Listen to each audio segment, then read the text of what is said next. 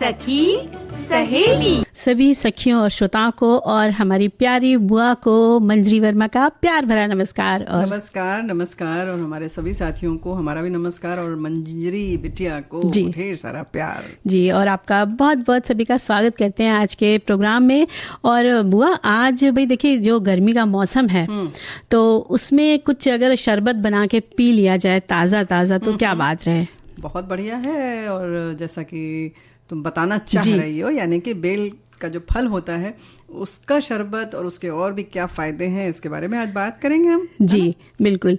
और आज हम बात करेंगे राष्ट्रीय पालतू पशु दिवस के बारे में। जी हाँ, आज का दिवस है राष्ट्रीय पालतू पशु दिवस। तो ढेर सारी बधाई और ढेर सारे जो हमारे पालतू हमारे जो साथी होते हैं जो जिनको हम घर में पालते हैं प्यार करते हैं और जो हमारा बहुत सारा तनाव ले लेते हैं उन्हें ढेर सारी शुभकामनाएं देते हैं।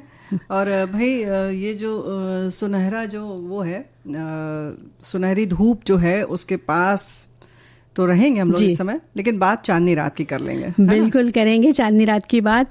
और बात करेंगे हम आज गीत मंजरी में हमारा विषय है। हाँ गीत मंजरी जी बुआ। और बुआ आज बड़ा खास दिन है हमारी सखियों के लिए, हम सभी के लिए कहना चाहिए। राष्ट्रीय सुरक्षित मातृत्व दिवस की बात करेंगे आज हम लोग। केवल बहनों के लिए नहीं बल्कि हमारे पूरे परिवार के लिए है, परिवार के लिए है। क्योंकि अगर मातृत्व सुरक्षा जो है वो बहुत अहम चीज है। कहते हैं ना कि जो माँ जब जन्म देती है पूरे सृष्टि का जो पूरा जो संरचना चल रही है सिर्फ जन्म से ही चल रही है ना? बिल्कुल। और जब जन्म देती है तो उसका दूसरा जन्म होता है, तो कितना महत्वपूर्ण होता है ये सब कुछ। बिल्कुल, वो बहुत अनमोल पल होते हैं। और देखिए कि माँ बनना बड़ा ही खूबसूरत पल है। माँ बनने के पूर्व की तैयारी, माँ बनने के बाद का सुंदर सा एहसास तन मन को और खुशियों के एहसास से भर देता है।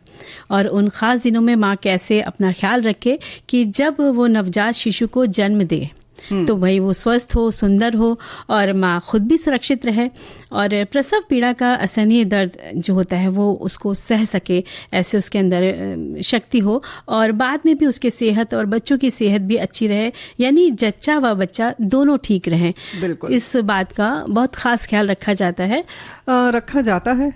रखना चाहिए नहीं होता है जी। ये जब कहा ना रखा जाता होता तो शायद ये दिवस मनाने की जरूरत ना होती। बिल्कुल। लेकिन फिर भी रखना चाहिए। ये जो सारी बातें तुमने की अभी तक वो सब ठीक है कि हम सब ख्याल रखें, स्वास्थ्य का ख्याल रखें, लेकिन उसकी खुशियों का क्या, उसकी मनःस्थिति का क्या जी। और सारी चीजें जो है मनःस्थिति से होती हैं। अगर हमने सारी चीज़ें दे दी, दवा दे दी, कमरे में सारी मतलब कह सकते हैं ना तापमान जो है वो व्यवस्थित कर दिया, गद्दे बड़े मुलायम हैं, लेकिन उसका जो मन है वो बहुत परेशान है तो सब बेकार हो जाता है। बिल्कुल। इस समय उसको मन की शांति देना बहुत ज़रूरी है। बिल्कुल। तो ये दिवस मनाया जाता है और इसके मनाने का उद्देश्य हमारे साथियों ने लिखा है कि बहुत सारे संदेश भी आए हैं। जाहिर है कि इतना महत्वपूर्ण दिन है। राष्ट्रीय सुरक्षित मातृत्व दिवस मनाने का उद्देश्य गर्भावस्था, प्रसव और पोस्ट डिलीवरी और गर्भवती महिलाओं को स्वास्थ्य संबंधी सेवाओं के प्रति जागरूक करना ताकि उन्हें किसी भी प्रकार की कोई परेशानी न हो। एक रिपोर्ट के मुताबिक हर साल भारत में करीब 35,000 से अधिक महिलाओं की गर्भावस्था के दौरान उचित देखभाल न होने के चलते मौत हो जाती है। हर साल इस दिन को बड़े पैमाने पर सेलिब्रेट किया जाता है। इस दिन महिलाओं को प्रेगनेंसी के दौरान होने वाली कठिनाइयों और इससे कैसे लड़ा जाए इसके बारे में बताया जाता है। तो भाई ये पूरे परिवार को बताना चाहिए। बिल्कुल बताना चाहिए। और बुआ एक संदेश और है कि लिखते हैं कि महिलाएं किसी भी समाज की मजबूत स्तंभ होती हैं और जब हम महिलाओं और बच्चों की समग्र देखभाल करेंगे तभी देश का सतत विकास संभव है। एक गर्भवती महिला के निधन से न केवल बच्चों से माँ का आंचल छिन जाता है बल्कि पूरा का पूरा परिवार ही बिखर जाता है। और इसलिए गर्भवती महिलाओं के स्वास्थ्य की उचित देखभाल और प्रसव संबंधी जागरूकता फैलाने के उद्देश्य से हर साल 11 अप्रैल को राष्ट्रीय सुरक्षित मातृत्व दिवस मनाया जाता है। और खास भी 11 अप्रैल जो है वो किस लिए खास है बताइए बुआ? क्योंकि हमारे साथी ने ही लिखकर भेजा है क्योंकि 11 अप्रैल को कस्तूरबा गांधी के जन्म की सालगिरह को राष्ट्रीय सुरक्षित मातृत्व दिवस के रूप में घोषित किया गया है। आधिकारिक तौर पर राष्ट्रीय सुरक्षित मातृत्व दिवस घोषित करने वाला भारत दुनिया का पहला देश है। इस दिन देश भर में कई कार्यक्रमों का आयोजन किया जाता है ताकि गर्भवती महिलाओं के पोषण पर सही ध्यान दिया जा सके। जी, तो पोषण की बहुत जिम्मेदारी है। बिल्कुल जी। और इसी बात को ध्यान में रखने के लिए जैसे कहा ही गया कि दिवस मनाया जाता है, और राष्ट्रीय सुरक्षित मातृ दिवस के दिन गर्भवती और स्तनपान कराने वाली महिलाओं के उचित स्वास्थ्य और मातृत्व सुविधाओं के बारे में जागरूकता है, इस बात को महत्व दिया जाता है। तो भाई एक अच्छा सा माहौल देना चाहिए जी। उसको ये एहसास कराना चाहिए कि ये बहुत महत्वपूर्ण दिन है। उसके खुद के पूरे 9 महीने और जितने भी दिन लगते हैं, 10 महीने करीब अगर लगते हैं, तो या जब से पता चलता है कि गर्भवती है एक स्त्री या एक लड़की, तो बहुत, अगर पहला बच्चा है तो जाहिर है कि अभी उसको कोई अनुभव नहीं होता है, तो पूरे परिवार की जिम्मेदारी बनती है कि उसकी हर चीज़ का ख्याल रखें। आमतौर पर क्या होता है कि कुछ हार्मोनल जो परिवर्तन होते हैं उसकी वजह से कुछ चीज़ों के खाने की इच्छा होती है, कुछ चीज़ों से विरक्ति सी हो जाती है, या बल्कि यूँ कहें कि परेशानी होती है, कभी कभी उल्टी होती है, हाँ, किसी खास महक से दिक्कत होती है, एलर्जी सी भी हो जाती है। तो उसको लोग कभी कभी सोचते हैं कि ये कुछ नाटक कर रही है। हाँ, ऐसा नहीं सोचना चाहिए बिल्कुल। उस समय उसका बहुत ध्यान रखना चाहिए कि वो क्यों नहीं पसंद करी, यानी कोई तो वजह है। नहीं, वजह होती है, सबको पता है, और ये बताने के लिए ही ये दिवस मनाया जाता है कि जो परिवर्तन होते हैं वो स्वाभाविक हैं और ये होते रहते हैं।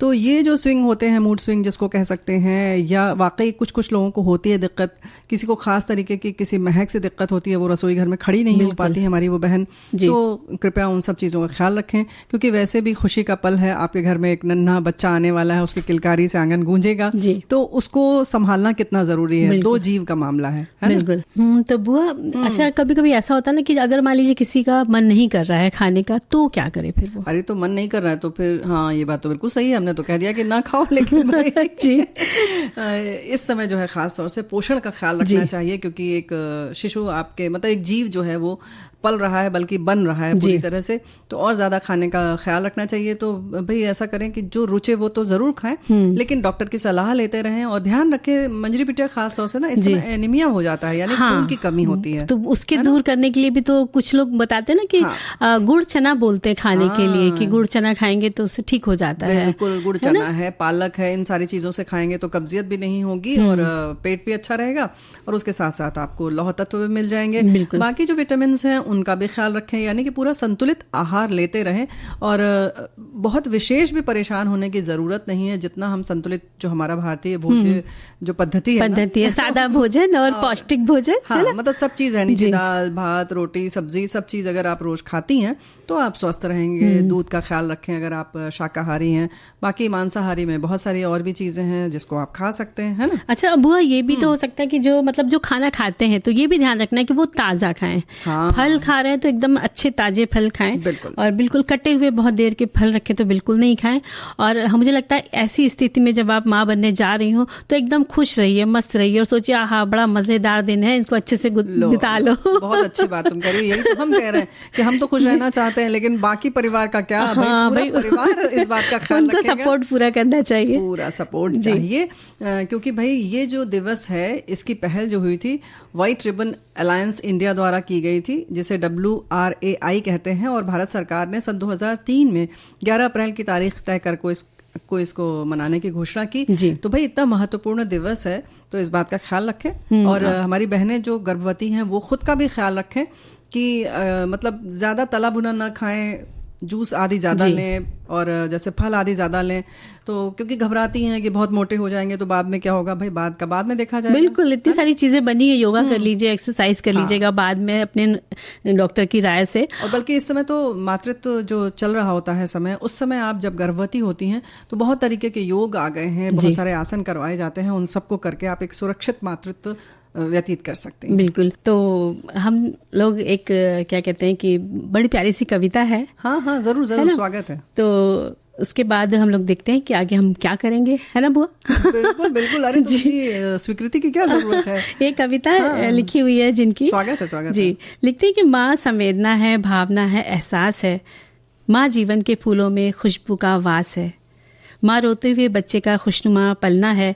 माँ मरुस्थल में नदी या मीठा सा झरना है, माँ लोरी है, गीत है, प्यारी सी थाप है, माँ पूजा की थाली है, मंत्रों की जाप है, माँ गानों पर पप्पी है, ममता की धारा है, माँ झुलसते दिनों में कोयल की बोली है, माँ मेहंदी है, कुमकुम है, सिंदूर है, रोली है, माँ त्याग है, तपस्या और सेवा है। वैसे मंजरी बिटिया एक बात है कि हमारे एक साथी ने बड़ा मतलब एक अच्छी सी चीज की ओर इशारा किया है। क्या? कि आज मातृत्व दिवस है, कस्तूरबा गांधी जी का जन्मदिन है और आज रोहिणी हट्टंगड़ी जी जिन्हों की गांधी फिल्म में माँ कस्तूरबा का रोल अदा किया था, वो जयमाला पेश कर रही थी। तो भाई कितना संयोग बना है, संयोग है, ऐसे ऐसे इत्तेफाक बनते हैं तो वाकई चार चांद लग जाता है कार्यक्रम में। और हमारे साथी इन सब चीजों को बहुत जागरूक रहते हैं और तो तुरंत बताते हैं। जी बिल्कुल बुआ। और देखिए आज एक और खास दिन है, राष्ट्रीय पालतू पशु दिवस। तो राष्ट्रीय पालतू पशु दिवस की शुरुआत कोलिन पागे ने 2006 में की थी, जिसका उद्देश्य लोग खुश होकर अपने पालतू जानवरों का ख्याल रखें। एक पालतू पशु का अभिभावक बनना भी बड़ा प्यारा सा अनुभव होता है, क्योंकि वे मूक प्राणी होते हैं और उनकी आवाज या उनकी बात बताने के अंदाज भी बड़े मजेदार होते हैं। ये बात तो है। और जो पशु पक्षी प्रेमी होते हैं वो ही उनकी बात बहुत जल्दी समझ जाते हैं क्योंकि देखो ये तो भाई बाकायदा इनकी तो आंखें चमकती हैं और हाव भाव देते हैं। जब आप पेड़ पौधे रख लेते हैं और उन्हें सींचते हैं तो उनसे भी आप बातें करने लगते हैं, फिर ये तो बहुत ज्यादा एक्सप्रेसिव होते हैं, यानी कि अपनी भावनाएं व्यक्त कर लेते हैं। बिल्कुल बिल्कुल बुआ।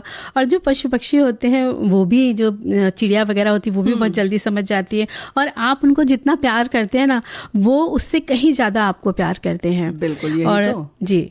और जब उन्हें मतलब घर छोड़कर जाते हैं ना, बंद करके चले गए आप कुछ देर के लिए, जब लौटते हैं तो देखिए ऐसा स्वागत करेंगे आपका आपके ऊपर अगर आपने पपी पाला है तो उछल उछल के आपके ऊपर चढ़ जाएंगे, या बिल्ली है तो वो आपके पैरों के पास आकर ऐसे ऐसे लहराएगी। तो अपना प्यार बिल्कुल अलग तरीके से वो प्रदर्शित करते हैं भाई। और हमारे साथी इसीलिए लिख रहे हैं कि राष्ट्रीय पालतू पशु दिवस, पालतू जानवरों के साथ मनुष्यों का बंधन अटूट है। पालतू जानवर बहुत वफादार होते हैं, किसी को कुत्ता पसंद, किसी को बिल्ली, कोई खरगोश को पसंद करता है तो किसी को पक्षी पसंद होते हैं। पालतू का महत्व मनोवैज्ञानिक स्वास्थ्य के लिए भी जरूरी माना जाता है, क्योंकि पालतू जानवर पर्यावरण को ऊर्जावान और खुश रखने के अलावा मनुष्यों के तनाव को कम करने में भी मददगार है। अतः समय समय पर अपने पालतू को आवश्यक वैक्सीन भी लगवाते रहें और एवं उनकी स्वच्छता का पूरा ख्याल रखें। बिल्कुल, बहुत अच्छी सी जानकारी है। और पशु और पक्षियों को जब सिखाया जाता है ना बुआ, तो उन्हें प्रशिक्षण दिया जाता है, तो कोई लोग उनको अपनी सिटी से बुलाते हैं, कोई बर्तन खटखटा के बुलाते हैं, उनके अलग अलग अंदाज होता है उन्हें बुलाने का, सिखाने का, कि और वो समझ भी जाते हैं कि अब उन्हें करना क्या है। और जिसमें जो डॉग्स होते हैं ना वो बहुत तेज होते हैं, पपी जो होते हैं, और सुरक्षा के जो दस्ते होते हैं उनमें भी खास तरीके के ट्रेनिंग दी जाती है इन पालतू पशुओं को भी, जो कुत्ते होते हैं और उनकी अलग ब्रीड होती है जिन्हें रखा जाता है। वैसे तो हम आमतौर पर कुत्तों को पालते हैं, या जैसे खरगोश की बात हुई, शायद वो उतने एक्सप्रेसिव नहीं होते हैं, या बिल्कुल हम हर वक्त उनको गोद में लेकर नहीं बैठते हैं। लेकिन अगर पंछियों की भी बात अगर हम करें, और जाहिर है कि आमतौर पर हम चिड़िया पसंद करते हैं कि हमारे तोता पालते हैं, तोता पाल लेते हैं, लेकिन भाई कौवे भी बहुत अच्छी तरीके से बात करते हैं और अपनी बातों को बहुत अच्छे ढंग से आप तक पहुंचाते हैं। कभी आप इनको दाना पानी देकर तो देखिए। हाँ बिल्कुल, बहुत देखा मैंने अक्सर कि वो समय जो होता है ना, जैसे अगर आपने 8 बजे दाने डाले तो वो 8 बजे अगर आपने थोड़ी किसी दिन लेट कर दिया तो फिर वो आके आसपास दूर से पेड़ पर कहीं पोल पर बैठ के आपको देखते रहते हैं। और जैसे कि अक्सर, जैसे कि आमतौर पर हम कहते हैं ना, कौवे की आवाज होती है बड़ी कर्कश होती है, लेकिन उस समय वो काव काव बहुत तेजी से नहीं चिल्लाते, बल्कि बिल्कुल अलग तरीके की आवाज देते हैं। बकायदा लगता है कि वो आपको आवाज दे रहे हैं, और कहीं ना कहीं उस समय शोर भी नहीं करते। तो कुछ इस तरीके की बातें होती हैं। और अक्सर हमने एक बार और भी देखा है, जैसे कि पतंग आदि उड़ाने के लिए मांझा आदि फंसा हो तो ये पूरा इकट्ठा हो जाते हैं, झुंड का झुंड, और अपनी बात व्यक्त करते हैं, कहीं ना कहीं से कम्युनिकेट करने की कोशिश करते हैं। बिल्कुल, तो कहने का मतलब है कि पक्षी भी बड़े समझदार होते हैं। और इस दिवस को मनाने का यही उद्देश्य है कि कैसे अपने पालतू पशु और पक्षियों को आप खास तरह से उनके लिए खास करें कि वो खुश हो जाएं। तो इसके लिए भाई आप उन्हें कभी पार्क में ले जाएं या नदी के किनारे घुमाएं, ले जाकर के खुले मैदान में ले जाएं, बॉल खिलवाएं और मनपसंद उनका खाना खिलाएं, है ना। मतलब उनकी पार्टी आप करते रहें। बिल्कुल। और पार्टी करने के लिए जरूरी नहीं कि आप उन्हें पाले ही, आप ऐसे भी अपने बालकनी आदि में छत पर पानी दाना तो जरूर रखिए। देखिए फिर वो आपके पालतू जैसे ही हो जाते हैं। बिल्कुल। तो भाई जब हवाएं इस तरह से चलती हैं ना, तो मन झूम जाता है, लेकिन ये पंछियों को देखकर भी मन बड़ा झूमता है। बिल्कुल। और देखिए हमारे बहुत सारे साथी हैं जो हम लोग गर्मियों में बात करने वाले हैं बेल के फायदे के बारे में, तो उस पर बड़ा प्यारा सा संदेश भेजा है। तो बुआ पढ़ लिया जाए पहले उसको, है ना। लिखते हैं कि बेल का फल गर्मियों के लिए बहुत ही फायदेमंद होता है। पेट के लिए पेट के ठंडक के लिए, पाचन और हाजमे के लिए और शरीर में पानी की कमी पूर्ण करता है ये बेल का फल। बेल की तासीर ठंडी होती है, सर्दी जुकाम पर इसका सेवन ना करें। ये बात तो है, क्योंकि इसकी तासीर ठंडी होती है। बेल का पेड़ औषधि उपयोगी होता है। इसके पत्ते डायबिटीज में उपयुक्त होते हैं। बेल फल का गुदा कब्ज कम करने, कोलेस्ट्रॉल बढ़ता रोकने, शरीर में ठंडक लाने और खून साफ करने में उपयोगी होता है। तो भाई फायदे तो बहुत सारे हैं, और इसका जैसे हमारे साथी ने लिखा है कि हर चीज़ फायदेमंद होती है। और इसके हम फूल की बात करें, फल की बात करें, तो शायद जो बेलपत्र जो है वो इसीलिए शिव जी को पसंद है, बिल्कुल ठंडा रहता है, ठंडा रहता है। और इसके साथ साथ केवल ठंडक ही नहीं देता है, बल्कि बहुत सारे पोषक तत्व होते हैं, जैसे tannin, pectin, vitamin C, calcium, iron, fibre, protein, beta carotene, thiamine, riboflavin, ये सब पाया जाता है। और टैनिन और जो पेक्टिन है मुख्य रूप से डायरिया और पेचिश के इलाज में बहुत अहम भूमिका निभाते हैं। बिल्कुल बुआ। और अब बात आती है कि किन रोगों में बेल का जो फल है उसका जूस फायदा करता है। तो भाई आप जूस तो बनाएंगे, आपको सभी को बनाना आता ही है? नहीं, बिल्कुल नहीं आता है। तो उसके लिए तो ये बाद में बताएंगे, लेकिन हाँ। तो मतलब किस रोगों के लिए आप पी सकते हैं? तो बहुत सारे बीमारियां होती हैं, जैसे डायबिटीज है, डायरिया है, पेचिश है, कफ वात विकार है, कान में दर्द है, मूत्र रोग में है, स्कर्वी या मुंह के छालों की समस्या है, उनमें ले सकते हैं। हाँ, और जैसे पाचन की गड़बड़ी है, अगर आपको ल्यूकेरिया है, पीलिया है, रक्त शुद्धता के लिए इसको पीना चाहिए, लू से बचाव के लिए पीना चाहिए, किडनी, लिवर और दिल से जुड़ी हुई समस्याओं में ये जो बचाव करता है। और एक बड़ी और ख़ास बात है कि रतौंधी में भी ये लाभदायक होता है। और बुआ डायबिटीज़ के लिए थोड़ा सा बस ये ध्यान रखना है कि आप अपने डॉक्टर से पूछ लीजिए कि कैसे आप ले सकते हैं, कितनी मात्रा में ले सकते हैं। थोड़ा तो आप चिकित्सक से पूछ कर ही लें। सही बात है। लेकिन हाँ, जैसे कि हमारे साथी ने भी लिखा है कि डायबिटीज़ में इसकी पत्तियां जो होती हैं वो लाभप्रद होती हैं। क्या बात है। ऐसे ही जामुन फायदेमंद होता है बहुत। तो लेकिन जो है कि किस समय नहीं पीना चाहिए, इस बात का भी अगर हम ध्यान रखें तो अच्छा रहेगा। जैसे कि अगर कब्जियत बहुत ज़्यादा है तो ना लें, थायराइड अगर बढ़ा हुआ है तो ना लें। और जो मतलब हमारी आज हम मातृत्व दिवस की बात कर रहे हैं, तो जो अभी जिन्होंने कि प्रसव किया है, जो माँ बनी है, वो रस पी सकती हैं और इससे दूध की मात्रा में वृद्धि होती है। बिल्कुल। और बस उन माओं को नहीं लेना है जो गर्भ धारण कर चुकी हैं। उनको उस समय में नहीं लेना है, बल्कि चिकित्सक से पूछ लें तो बेहतर है, क्योंकि बहुत सारी भ्रांतियां होती हैं, बहुत सारे मिथ हैं जो अब टूट चुके हैं। तो जैसे पपीते के बारे में भी बहुत सारी भ्रांतियां हैं, गर्भाधारण के समय लेना चाहिए, नहीं लेना चाहिए, कुछ लोगों के घर में परंपरा होती है, तो उन सारी चीज़ों का भी ख्याल रखें। हम लेकर हाजिर हैं बेल, जिसे कि अलग अलग भाषाओं में अलग अलग नाम से जाना जाता है। संस्कृत में इसे बिल्व कहते हैं, शांडिल्य कहते हैं, श्रीफल, शैलूष और महाकपित आदि फलों क्या कहा जाता है। और हिंदी में बेल, उड़िया में बोलो, बेल थाई, गुजराती में बीली कहते हैं, और तमिल में बिल्व पजम कहते हैं, और मलयालम में कुवलपम पजम, और मराठी में बेल, बीली या बोलो कहा जाता है। और भी हमारे साथ इतना ज्यादा सुन के आपके सिर में दर्द तो नहीं हो रहा है? लेकिन इसकी जड़ जो है वो फायदेमंद है सिर के दर्द में, है ना। पेस्ट लगाने से आराम मिलता है। और ये भी कहते हैं कि जूं की समस्या है तो बेल के पके फल का जो गूदा होता है एक तरफ से हटाकर शेष गूदे के साथ तिल का तेल और कपूर डालकर ढक दें, और इस तेल को बालों में लगाएं तो जूं खत्म हो जाती हैं। जी, यानी कि बड़े तरह के फायदे हैं। और बहुत तरीके के फायदे हैं। और उल्टी की अगर समस्या है तो पके फल का गूदा लें और उसका पानी के साथ मैश कर लें, छान लें, और इसमें आप मिश्री, इलायची, लौंग, काली मिर्च, कपूर मिलाकर इसका शरबत बनाकर आप पी सकते हैं। और इसके पीने से प्यास, जलन, उल्टी, कब्ज और पाचन विकार ठीक होते हैं। और इसका पाउडर बहुत फायदेमंद होता है। तो जिस समय मौसम हो उस समय इसे सुखाकर उसका पाउडर बना लें। वैसे पाउडर बाजार में भी मिलता है। क्या बात तो अक्सर जो कोलाइटिस वगैरह की जो समस्या होती है, आंत्रशोथ जिसे कहते हैं, उसमें बहुत लाभप्रद होता है, क्योंकि अंदर एक लेयर सा बना देता है और इससे जो है पाचन में सुविधा हो जाती है। इसके संग संग जो हम रस की बात कर रहे थे, उसमें बड़ी खास बात है जो ध्यान रखना चाहिए, क्योंकि बहुत सारे प्रांत में ये नहीं होता है, तो इतनी जानकारी नहीं होती है। तो पहले तो इसको भिगो दें आप, और कहते हैं कि अगर आपने 4-5 घंटे इसको भिगो दिया तो फिर इसको बहुत मैश करने की ज़रूरत नहीं है। और अगर आपको मैश करना है तो पहले तो इसको आप जब खोलते हैं तो संतरे की फांकों की तरह आप ध्यान देंगे तो एक एक फांक अलग हो जाती है, और उसके बीच में जो बीज होती है उसको बिल्कुल भी पानी में घुलने न देने, वो बहुत कड़वा होता है। अगर वो कड़वापन अगर आ गया तो फिर पूरा शरबत या पूरा रस आप नहीं पी पाएंगे। बिल्कुल। तो उसको वैसे कहते हैं कि आप अगर 6 घंटे भिगो देते हैं तो आप उसका पानी ऐसे ही निथार लीजिए, उसमें सारा सत्व आ जाता है। तो इस बात का ख्याल रखें और वैसे ही निथार लें तो उसका पानी पिए आराम से। चांदनी रात हो या चांदनी, जरा सोचिए तो, जब सूर्य देव अपना रौद्र रूप धारण कर लेते हैं और अपनी किरणों के वार से हम सभी को झुलसा डालते हैं, तो शाम के साथ आइए चांदनी ही तो हमें अपनी मित्र सी दिखती है। चांदनी रात की आभा, उसका सौंदर्य इतना अनुपम मोहने वाला होता है, तभी तो चांद भी अपनी चांदनी पर गर्व करने लग जाता है। चांदनी रात का नर्म शीतल एहसास रोम रोम को आनंदित कर देता है। उस धवल चांदनी के प्रकाश की आहट पाकर कुमुदनी भी खिलने को आतुर हो उठती है। चांदनी रात तपते हृदय को शीतलता से भर देती है। दिल कह उठता है, आओ झूम लें, गा लें इस चांदनी रात में। क्या पता कल ये हंसी नज़ारे हों न हों। ऐसा लगता है चंद्रमा की चंचल किरणें अटखेलियां कर रही हैं और इस सौंदर्य की छटा बिखरी हुई है। प्रकृति पर, धरती पर, वृक्ष, लताएं, नदियां, झरने सभी चांदनी रात में बेहद खूबसूरत लग रहे हैं।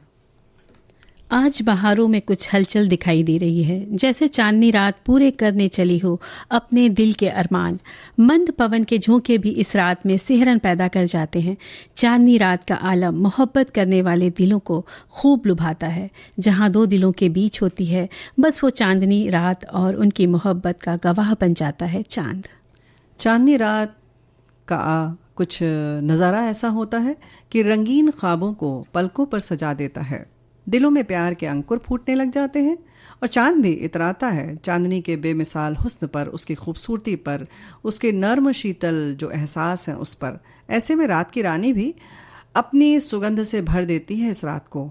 आंखों में नींद न जाने कहाँ गुम हो जाती है, बस प्यार की बातें याद रह जाती हैं। गगन में चमकते चांद तारे और चारों ओर बिखरी चांदनी, जिन्हें आंखों में बसा लेने का मन करता है। चांदनी रात में प्रकृति चांदनी के रंग के सितारों से जड़ी चादर ओढ़कर ऐसी आभा फैलाती है कि हर ओर गीतों की स्वर लहरियां गूंज उठती है। नृत्य को आतुर पुष्पों से लदी शाखें हवा के झोंकों से फुसफुसाकर बातें करने लग जाती हैं। चांदनी रात में मन मयूर हो उठता है। बिल्कुल। और फिर तो नौका विहार की स्मृतियां भी ताज़ा हो उठती हैं जो कभी हमने साथ में किया था। प्रकृति के मध्य, प्रकृति के साथ, और हृदय सतरंगी सपने संजोने लग जाता है। वहीं जब चंद्रमा की कलाएं धरती जलाशयों में अपनी छटा बिखेरती हैं तो उसका वर्णन कवियों ने अपनी कल्पनाओं से बहुत खूबसूरती से किया है। मैथिली चरण गुप्त की पंक्तियां याद आती हैं। चारू चंद की चंचल किरणें खेल रही हैं जल थल में, स्वच्छ चांदनी बिछी हुई है अवनी और अंबर तल में। पुलक प्रकट करती है धरती हरित तृणों के नोकों से, मानो झीम रहे हैं तरु भी मंद पवन के झोंकों से। चांदनी रात में ताजमहल का दीदार करना या झरनों के समीप बैठना दिन भर की सारी थकान मिटा देता है। चांदनी रात में चांदनी अपनी विशाल नर्म बाहों का सहारा देकर न जाने कितनों को सुकून देती है। अपने आंचल में भर लाती है चांदनी और बिखरा देती है धरा पर। एक परी सी अंबर में रथ पर होकर सवार सैर को निकल पड़ती है। कुछ रंग भरती है जीवन में, सजाती है मांग, पूरे करती है ख्वाब। झिलमिलाती हुई ख्वाहिशें भी उमंग से भर जाती हैं। तभी तो आसमां पर चांद नजर आते ही चल पड़ते हैं कदम घर की ओर। एक मेहमान की तरह आती है चांदनी रात, भोर होते ही गुम हो जाती है, लेकिन एक आस बंधा जाती है कि मैं तुम्हारी हूं, फिर आऊंगी और तुम्हारी ही रहूंगी। कुछ पल की दूरी है बस, शाम ढले आकाश से मिलने फिर आऊंगी। तब कर लेना एक बार फिर दीदार, कर लेना पूरे अपने सभी अरमान। बाहों में भरकर तुम्हें अपना स्नेह समर्पित कर दूंगी, मैं चांदनी रात हूँ। तो भाई देखो, ऐसा ना कि हमारे अरमान ये हो रहते हैं कि जितने भी साथियों ने संदेश लिखकर भेजा है उसे पढ़ें, लेकिन ऐसा संभव नहीं हो पाता जी। कभी कभी रह जाता है। हाँ, कभी कभी रह जाता है, अक्सर ही रह जाता है भाई, हम माफ़ी चाहते हैं। लेकिन एक जो बिल्व के बारे में एक और आया है, वो संदेश पढ़ते हैं। नमस्कार, बिल्व ही एक ऐसा फल है जो बिना फूल के होता है। मतलब सभी फलों में फूल के बाद फल लगते हैं, लेकिन बिल्व में सीधे फल लगता है और इसका श्री सूक्त में भी वर्णन है। इन्होंने श्लोक लिखा भाई, जैसा लिखा मैं पढ़ दे रही हूँ। आदित्य वर्णे तपसो धिजातो वनस्पतिस्तव वृक्षोथ बिल्वः तस्य फलानि तपसानुदन्तु मायांतरायश्च बाह्या अलक्ष्मी। फिर इन्होंने बाद में लिखा है, आधी सी पंक्ति है, उपैतु मां देव सखः कीर्तिश्च मणिना सह। क्या बात तो है। भाई इसका अर्थ तो नहीं पता, लेकिन जो बात बिल्कुल सही है, इन्होंने बहुत अच्छी बात की और इशारा किया है कि उसमें फल नहीं, मतलब फल होता है फूल के बगैर। और हमें लगता है नारियल में भी कुछ ऐसा ही होता है ना। हाँ, बस तो देखा नहीं कभी तुरंत ही फल छोटा सा निकल आता है। तो कहना चाहिए कि चीज प्रकृति की देन है, शायद इसीलिए प्रभु को चढ़ता है और बड़ा इसको पवित्र माना जाता है। और बुआ, जब कहते हैं ना कि जब माँ के बारे में है कि माँ जब खुश होती है तो बच्चा भी कहते हैं कि बहुत प्रसन्न चित्त वाला बच्चा मतलब क्या बकायदा जन्म होता है। जी बिल्कुल, हम लोग को देख के लग सकता है हमारी मम्मियाँ खुश थी, हमारी मम्मियाँ खुश थी। यही तो हम कह रहे हैं जी भाई। देखो, ये तो मोहल्ले में वर्ड फेमस है ना कि माँ अगर खुश तो बच्चा भी खुश। इसी तरीके से केवल प्रसव की बात नहीं है, बिल्कुल स्तनपान जब करा रही हो तब भी ध्यान रखना चाहिए और उसके साथ साथ समय का भी ख्याल रखना चाहिए। बिल्कुल। तो सखी सहेली कार्यक्रम से लेते हैं विदा। तो मंजरी वर्मा और प्यारी बुआ का नमस्कार।